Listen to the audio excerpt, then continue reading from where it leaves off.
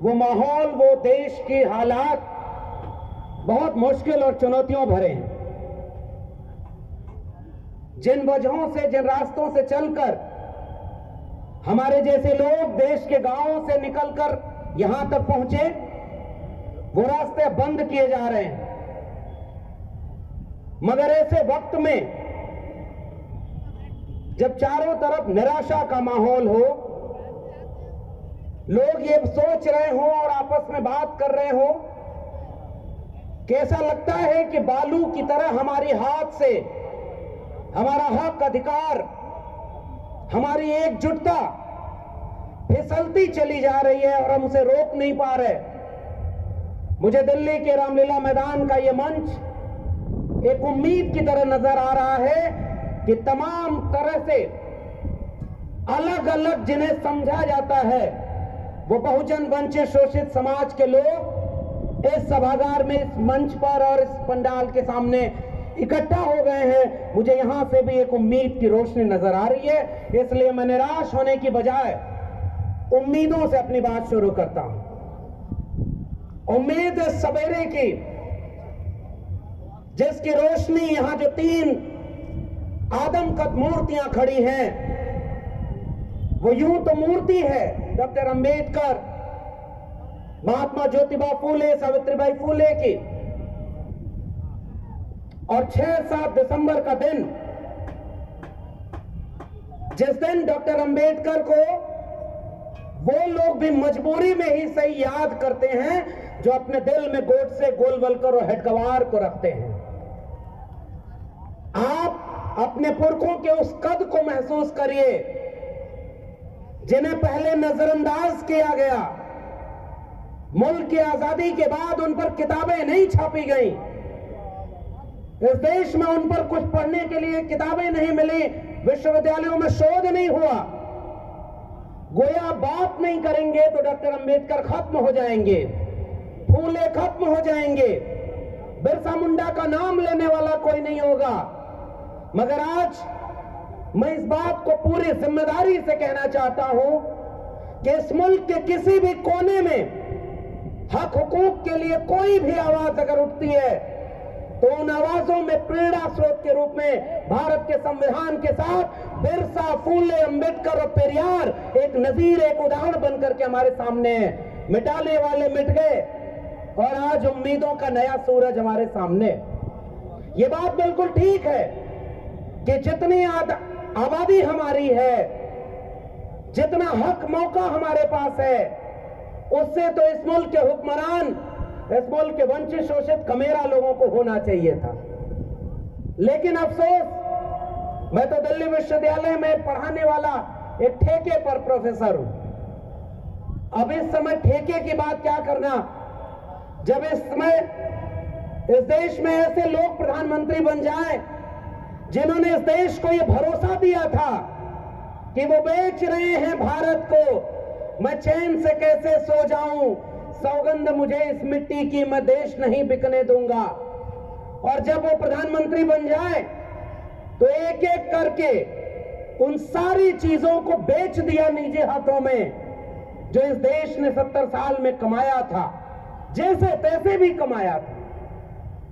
उसे चाय बेचते देश में किसी ने नहीं देखा, मगर देश बेचते इस देश के हर लोग देख रहे हैं, फिर भी ये मुल्क की आवाम खामोश है। मुझे अफसोस है इस मुल्क के लोगों के ऊपर कि उसने धोखा दिया, झूठ बोला।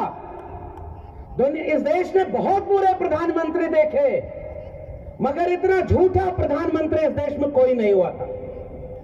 खुलेआम झूठ बोलना, और वही झूठ बोला था उस प्रधानमंत्री ने कि मैं आज इस देश का प्रधानमंत्री तब बन पाया जब बाबा साहब और उनका संविधान था। अरे भाई, अगर तुम बाबा साहब की वजह से प्रधानमंत्री बने तो बाबा साहब के सपनों का भारत बनाते, बिरसा और फूले के सपनों का, पेरियार के सपनों का भारत बनाते। तुम तो जुबान पर डॉक्टर अंबेडकर को रखते हो, बिरसा, फूले को, और दिल में गोडसे और गोलवलकर का भारत बना रहे हो।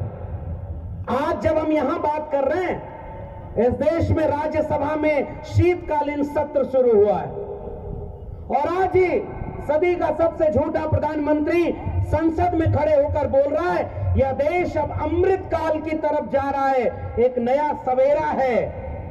मैं उससे यहां रामलीला मैदान से यह सवाल करता हूं, किस बात का सवेरा और किस बात का अमृत काल? क्या इस मुल्क को इस बात के लिए विचार नहीं करना होगा कि आजादी के 75 साल बाद जब तुमने इस देश के लोगों को गुमराह करने के लिए हर हाथ तिरंगा, हर घर तिरंगा, 2022 तक सबको घर दे देंगे, तमाम तरह के झूठे वादे किए, बुलेट ट्रेन चलाएंगे, 2 करोड़ रोजगार देंगे, 15 लाख रुपए देंगे, हवाई चप्पल वाले को हवाई जहाज में उड़ाएंगे, और ऐसा करते करते उस बेचने वाले ने सबसे पहले सपनों को बेचा और उसके बाद एक एक करके आपके हक अधिकार की जगहों को बेच दिया। तो किस बात के तुम प्रधानमंत्री और कौन सा ये नया भारत है? मेरा सवाल ये है, हमी को दरिया पे जाने से रोकने वाले हमसे ही पानी का हिसाब मांगते हैं। आज तक तो कभी आपने इन तालीमी इदारों में, देश के विश्वविद्यालयों में बहुजनों को पहले आने से रोका। मैं एक ही विषय पर बात करूंगा कि इस पूरी वंचना में सबसे ज्यादा भूमिका भारत के संविधान के कमजोर किए जाने की कैसे है। और चूंकि विश्वविद्यालय से जुड़ा हूं तो मैं ये बात कह रहा हूं कि विश्वविद्यालयों में सबसे पहले तो हमारे लोगों को आने नहीं दिया। डॉक्टर अंबेडकर हो, फूले हो, पेरियार हो, इन सब ने जो सबसे महत्वपूर्ण लड़ाई लड़ी थी, कलम और किताब की लड़ाई लड़ी थी कि अगर पीढ़ियों को कलम और किताब हाथ में पकड़ाएंगे तो वो केवल अपना मुस्तकबिल ही नहीं, इस मुल्क का मुस्तकबिल बदल कर रख देंगे।